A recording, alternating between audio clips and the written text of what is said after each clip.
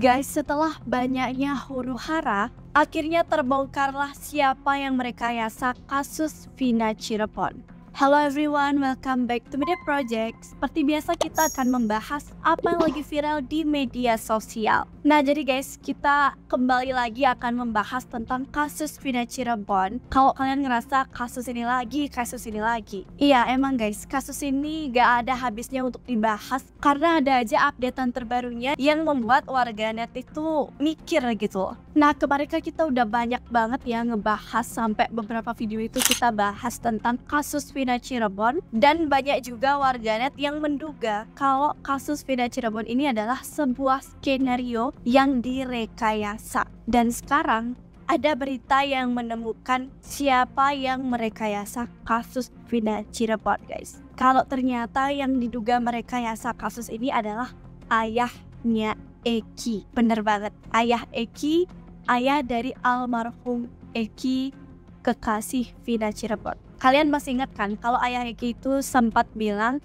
menghimbau publik supaya tidak terlalu banyak mengeluarkan asumsi, dan beliau juga bilang sudah mengusahakan yang terbaik untuk kasus ini guys. Nah sekarang tiba-tiba ada berita kalau dugaan yang merekayasa kasus ini adalah ayahnya Eki, Ibtu Rudiana.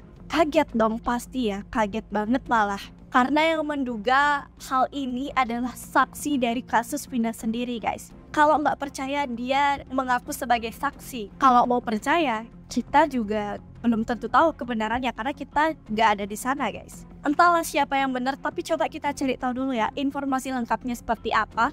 Siapa tahu kita menemukan jawaban dari kejanggalan ini guys. Jadi guys, dilansir dari tribunnews.com, salah satu saksi kasus Vina Cirebon, Liga Akbar, meminta Ibtu Rudiana berbicara jujur terkait kasus yang terjadi 8 tahun lalu. Ibtu Rudiana merupakan ayah Eki yang saat kejadian menjabat sebagai Kanit Narkoba Polres Cirebon. Ibtu Rudiana ikut dalam proses penyelidikan hingga penetapan tersangka. Saat ini Ibtu Rudiana menjabat sebagai Kapolsek Kapetakan. Keberadaan Ibtu Rudiana menjadi misteri setelah kematian anaknya dan Vina mencuat di 2024.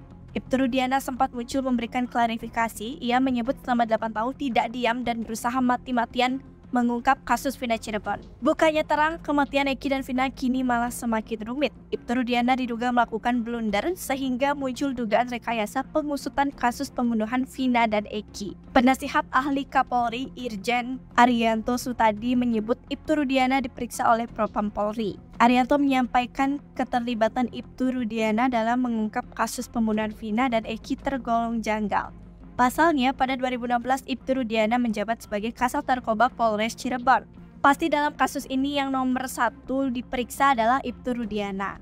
Karena disitulah mulai terjadi blunder, seakan-akan penyidikan yang dulu sudah selesai di tahun 2016. Ternyata di belakangnya diawali dengan tuduhan bahwa itu kasus rekayasa, terutama di rekayasa Rudiana itu. Dugaan saya jelas, itu memang dia, Ibtu Rudiana. Kan bikin LP, ikut melakukan penangkapan. Apakah Kasat Narkoba boleh nangkap urusan pidana hukum?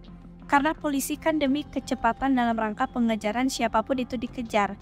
Kelengkapannya dilengkapi kemudian. Kalau di sini apakah memang benar karena Eki anaknya meninggal, Rudiana dengan marah sehingga dia menangani itu sampai selesai? Rudiana itu katanya sampai LP saja yang menangani reserse umum, impuhnya. Tim kuasa hukum Sakatatal mendatangi Mapolres Cirebon Kota Senin 17 Juni 2024 untuk melaporkan Ibtu Rudiana. Farhad Abbas, salah satu kuasa hukum Sakatatal, menyampaikan bahwa terdapat kejanggalan dalam keterangan penyebab kematian Vina dan Eki yang disampaikan oleh Rudiana. Saat ini pihak kepolisian telah menetapkan 9 orang yang terlibat dalam kasus pembunuhan tersebut.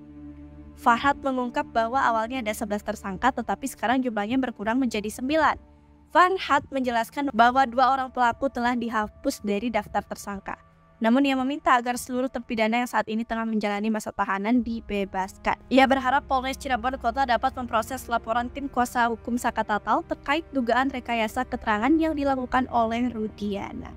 Nah, jadi gitu guys informasi lengkapnya. Menurut kalian gimana nih?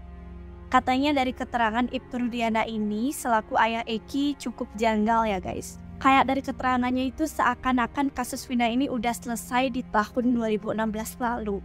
Padahal buktinya sampai sekarang masih belum selesai-selesai juga nih guys. Bahkan dari 11 tersangka malah jadi 9 tersangka. Sebenarnya apa yang terjadi? Apakah benar beliau yang merekayasa semua ini? Kalau emang benar, berarti selama ini yang dicari-cari warganet itu adalah Ibtu Rudiana dong. Karena banyak banget yang mempertanyakan siapa yang ada di balik skenario ini. Tapi entahlah, kita tunggu dulu hasil dari laporan yang dibuat oleh kuasa hukumnya Saka Tatal. Entah siapa yang akan benar selanjutnya. Yang pasti semoga kasus ini bisa cepat selesai ya, karena memang semakin hari semakin rumit dilihat-lihat alurnya ya. Semoga bisa segera menemukan titik terang. Kalau menurut kalian gimana guys? Dari informasi yang udah kita dapat tadi, apakah kalian juga berpikiran yang sama kalau Ibtu Rudiana ini memang perekayasa dari kasus Vina Cirebon ini guys? Coba tuliskan pendapat kalian di kolom komentar ya.